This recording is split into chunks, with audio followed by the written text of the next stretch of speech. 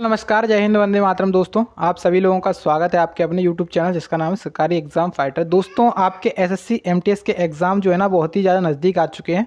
सो उसके लिए हम जीके और जीएस के मोस्ट इंपॉर्टेंट क्वेश्चंस को कर रहे हैं यहाँ पे, जो कि आपके पिछले ईयर्स में पूछे गए हैं। तो चलिए शुरुआत करते हैं आज के वीडियो की। इस वीडियो में आपको बहुत ही ज़्यादा मोस्ट इंपॉर्टेंट क्वेश्चन देखने को मिलेंगे, तो सभी क्वेश्चन को आप लोगों को नोट करना है और नोट करते हुए चलिएगा। और जिनको इनके आंसर पता है तो कमेंट बॉक्स में आप लोग इनके आंसर को भी टाइप कर सकते हैं।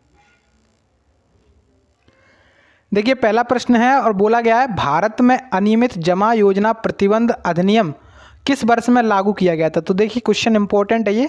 और ये जो अनियमित जमा योजना प्रतिबंध है, इसको कब लागू किया गया था? तो इसे लागू किया गया था वर्ष 2019 में। ठीक है, वर्ष 2019 में इसको लागू किया गया था। आप लोग तारीख नोट कर सकते हैं, 31 जुलाई 2019 को अनियमित जमा योजना प्रतिबंध को लागू किया गया था। ठीक है, नेक्स्ट क्वेश्चन। प्रश्न में कह रहे हैं कि निम्नलिखित में से किस मंत्रालय ने सितंबर 2021 में शिक्षक पर्व का आयोजन किया था।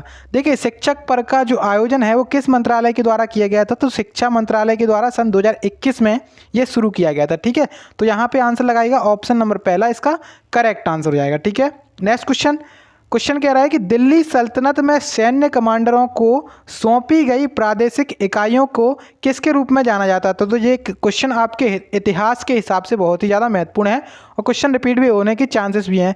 क्वेश्चन कह रहा है कि दिल्ली सल्तनत जो था उसमें सैन्य कमांडरों को सौंपी गई प्रादेशिक इकाइयों को किसके रूप में जाना जाता था। तो जो प्रादेशिक इकाइयाँ होती थी उन्हें एकता के रूप में जाना जाता था। क्या जाना जाता था? एकता के रूप में जाना जाता है। ठीक है, आंसर हो जाएगा ऑप्शन नंबर पहला, एकता। ठीक है, नेक्स्ट क्वेश्चन। क्वेश्चन कह रहा है कि 2020 में निम्नलिखित में से किसने लिंज ओपन टेनिस का खिताब जीता था। लिंज ओपन टेनिस एकल का खिताब किसके द्वारा जीता गया?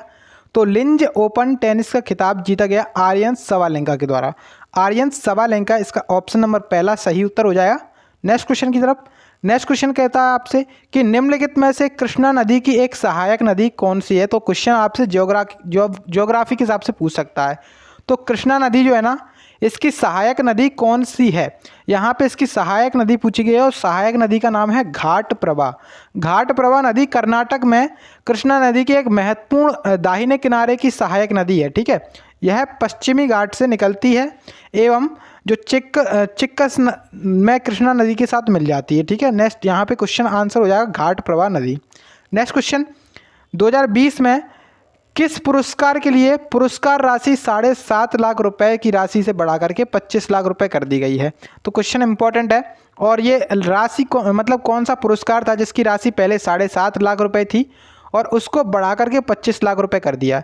तो राजीव गांधी खेल रत्न जो पुरस्कार है उसकी राशि पहले 7.5 लाख रुपए थी और इसका जो अभी राशि है वर्तमान में 25 लाख रुपए है।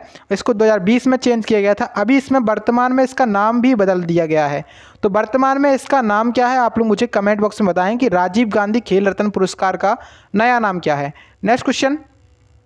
क्वेश्चन कह रहा है कि सेबी जो central exchange board of India का मुख्यालय निम्नलिखित में से किस शहर में स्थित है।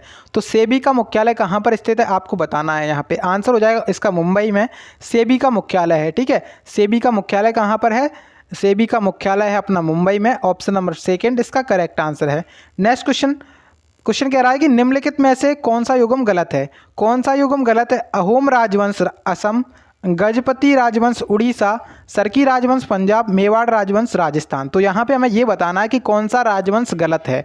तो अगर आप यहाँ पे क्वेश्चन की बात की जाए तो क्वेश्चन आपका हो जाएगा ऑप्शन नंबर सी, इसका करेक्ट आंसर। सरकी राजवंश पंजाब से संबंधित नहीं है।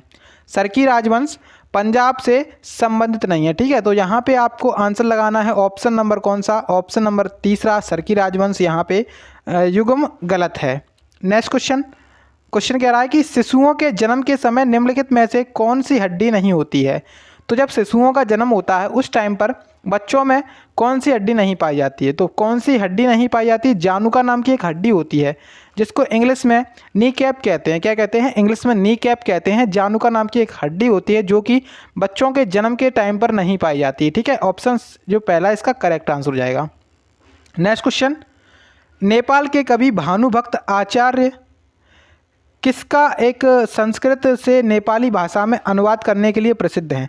तो नेपाल के एक कवि हैं जिनका नाम है भानुभक्त आचार्य। इन्होंने संस्कृत से नेपाली भाषा में क्या किया है, इसका ट्रांसलेशन किया है, अनुवाद किया है। तो वो कौन सा ग्रंथ है? वो है रामायण। कौन सा है? रामायण है। ठीक है, रामायण का क्या किया इन्होंने, रामायण का जो संस्कृत थी उससे नेपाली में ट्रांसलेशन कर दिया है। ठीक है, आंसर लगाएंगे आप लोग ऑप्शन नंबर कौन सा, 4 वाला इसका करेक्ट आंसर है। भानुभक्त के द्वारा ऐसा किया गया है और नेपाल के ये कवि हैं। नेक्स्ट क्वेश्चन, नेक्स्ट में कह रहा है कि India state of forest report 2019 के अनुसार भारत के निम्नलिखित में से किस राज्य में सर्वाधिक वन आच्छादित क्षेत्र है? तो सर्वाधिक वन आच्छादित क्षेत्र कहाँ पे पाया जाता है? सबसे ज़्यादा वन जो रिपोर्ट है उसके अनुसार भारत में जो सबसे ज़्यादा वन है वो पाए जाते हैं मध्य प्रदेश में। कहाँ पर? मध्य प्रदेश में भारत में सबसे ज़्यादा वन पाए जाते हैं। ठीक है, मध्य प्रदेश में देश का सबसे बड़ा वन क्षेत्र है। इसके बाद अरुणाचल प्रदेश में, उसके बाद छत्तीसगढ़ में, फिर उड़ीसा में, फिर उसके बाद महाराष्ट्र में। इस तरीके से यहाँ पे जो वन है वो पाए जाते हैं और सर्वाधिक वन मध्य प्रदेश में पाए जाते हैं। नेक्स्ट क्वेश्चन, निम्नलिखित में से कौन सा फूल रात में खिलता है? तो कौन सा फूल है जो रात के दौरान खिलता है? तो जो फूल है उसका नाम क्या है? रात के दौरान खिलने वाले फूल का नाम है एंजेल्स ट्रम्पेट। एंजेल्स ट्रम्पेट एक नाम का फूल है जो कि रात में खिलता है। ठीक है, ऑप्शन पहला इसका करेक्ट आंसर हो जाएगा। नेक्स्ट क्वेश्चन, नेक्स्ट में कह रहा है कि निम्नलिखित में से कौन saving capitalism from the capitalist पुस्तक के लेखक हैं? तो क्वेश्चन जो इंपॉर्टेंट है, ये पुस्तक बहुत ही ज़्यादा इंपॉर्टेंट है। Saving capitalism from the capitalist, ये आपको देखते ही समझ में आ रहा होगा कि किसी बैंक के कर्मचारी के द्वारा लिखी गई है। Saving capitalist from the capitalist. तो इस पुस्तक के लेखक कौन है? तो इस पुस्तक के लेखक जो है ना वो कौन है? ऑप्शन नंबर 1 यानी कि रघुराम राजन। रघुराम राजन के द्वारा इसको लिखा गया है। पूंजीपतियों के पूंजीवाद को बचाना, धन और प्रसार के अवसर पैदा करने के लिए वित्तीय बाजारों की शक्ति को उजागर करना, शिकागो विश्वविद्यालय यहाँ पे। तो इसका आंसर आप लोग लगाएंगे ऑप्शन नंबर पहला, इसका करेक्ट आंसर हो जाएगा। ठीक है, नेक्स्ट क्वेश्चन, नवंबर 2020 में भारत ऐसा कौन सा देश बन गया है जिसके पास अपनी स्वतंत्र क्षेत्रीय नौवहन उपग्रह प्रणाली है? इसे अंतर्राष्ट्रीय सामुद्रिक संगठन यानी कि IMO द्वारा विश्वव्यापी रेडियो नेविगेशन प्रणाली के एक भाग के रूप में मान्यता प्रदान की गई। तो आप तो ये समझिए कि भारत ऐसा कौन सा नंबर का देश बन गया है जिसके पास अपनी स्वतंत्र क्षेत्रीय नौवहन प्रणाली है? तो भारत कौन सा देश बन गया है? भारत बन गया है चौथा देश। ठीक है, भारत कौन सा देश बन गया है? चौथा देश बन गया है। आंसर हो जाएगा ऑप्शन नंबर पहला, एकदम करेक्ट आंसर है। क्वेश्चन इंपॉर्टेंट है ये। नेक्स्ट क्वेश्चन है हिस्ट्री के हिसाब से और ये क्वेश्चन इंपॉर्टेंट है। क्वेश्चन कह रहा है कि हड़प्पा स्थलों पर निम्नलिखित में से मिली वस्तुओं में से कौन सी वस्तुओं को इंजीनियर आज के पाकिस्तान के पंजाब में पहली रेलवे लाइनों का निर्माण करने के लिए ले गए थे? तो जब हड़प्पा स्थल थे उसके दौरान उसमें से कौन सी वस्तुएं मिली थी जो इंजीनियर आज के पाकिस्तान के पंजाब में पहली रेलवे लाइन का निर्माण करने के लिए ले गए थे? तो ऑप्शन पढ़िए कि ईंटें, दरवाजे, कांसे के धरण और फोर्थ है यहाँ पे लोहे की पटरियाँ। तो कौन सा आंसर हो जाएगा यहाँ पे? आंसर होगा ऑप्शन नंबर 1 यानी कि ईंटों को ले गए थे। ठीक है, ऑप्शन नंबर 1 यहाँ पे करेक्ट आंसर। जब पाकिस्तान में पंजाब में पहली बार रेलवे लाइन बिछाई जा रही थी, इंजीनियरों को द्वारा हड़प्पा साइड का पता चल गया था। ठीक है, उनके लिए यह एक टीले की तरह लग रहा था जो रेडीमेड उच्च गुणवत्ता वाली ईंटों का क्या था, एक समृद्ध स्रोत था, वहाँ से ये ईंटें ले गए थे। ठीक है, ऑप्शन ए इसका करेक्ट आंसर है। नेक्स्ट क्वेश्चन कह रहा है कि एलिफेंटा गुफाओं में क्या कह रहा है? एलिफेंटा गुफाओं में किसके सांप्रदायिक से जुड़े शैल चित्रों का यानी कि रॉक आर्ट का संग्रह है? तो एलिफेंटा की गुफाएं कहाँ पर हैं? एलिफेंटा की गुफाएं आप कहेंगे महाराष्ट्र के औरंगाबाद में हैं और औरंगाबाद का नया नाम है संभाजी नगर। औरंगाबाद का नया नाम है संभाजी नगर। और जो अपना यहाँ पे जो एलिफेंटा की गुफाएं हैं उनमें किस तरीके की शैल आकृति मिलती है? उनमें किस भगवान से जुड़ी शैल आकृति मिलती है? तो शिव भगवान से जुड़ी वहाँ पे क्या मिलती हैं? शैल आकृतियाँ मिलती हैं।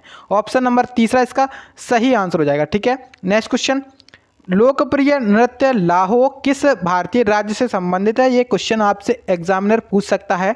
तो लाहो नृत्य लाहो नृत्य किस राज्य से संबंधित है?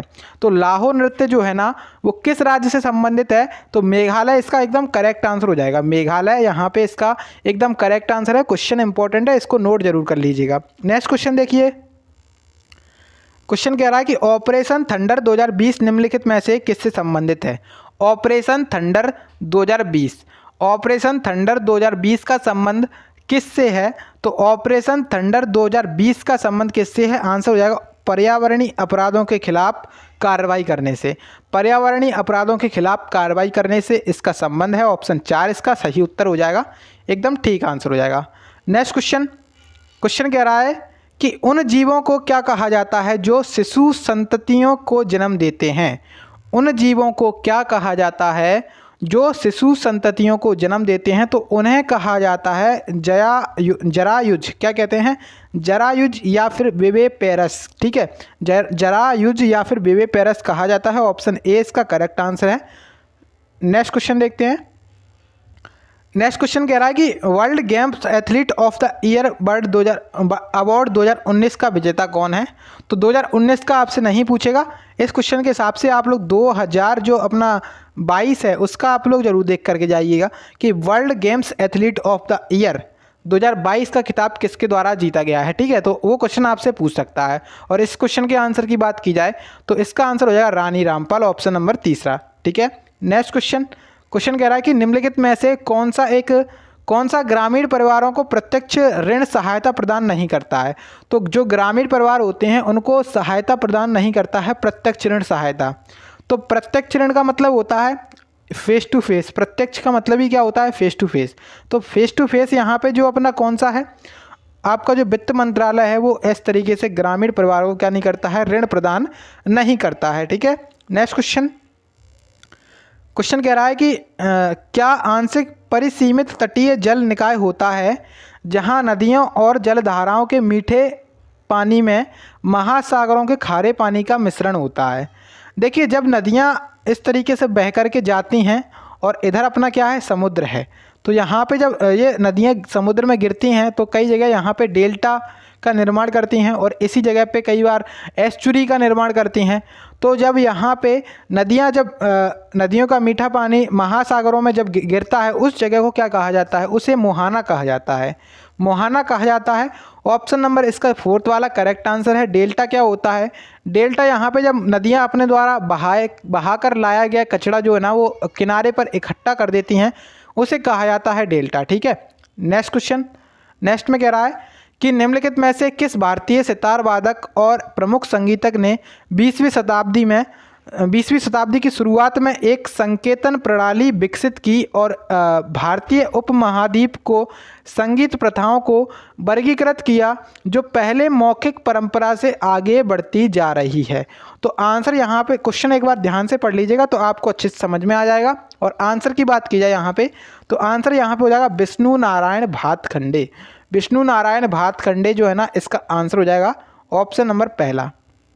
नेक्स्ट क्वेश्चन कह रहा है कि जैसा कि केंद्रीय बजट 2020 में घोषित किया गया है कि इलेक्ट्रिक वाहनों की खरीद हेतु लिए गए ऋण पर दिए गए ब्याज पर कटौती के रूप में कितने रुपए तक का राशि का दावा किया जा सकता है? तो कितने रुपए तक की राशि का दावा किया जा सकता है?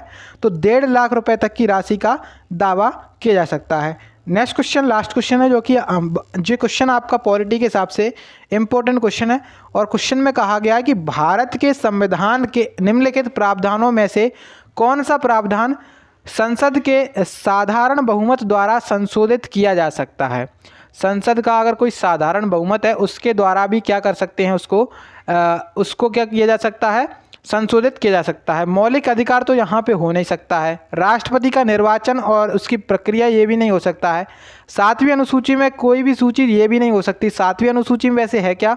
तो शक्तियों का विभाजन है, जैसे कि केंद्र के लिए संघ सूची, राज्य के लिए राज्य सूची और केंद्र और राज्य दोनों के मामलों के लिए समवर्ती सूची। तो ये 7वीं अनुसूची में है।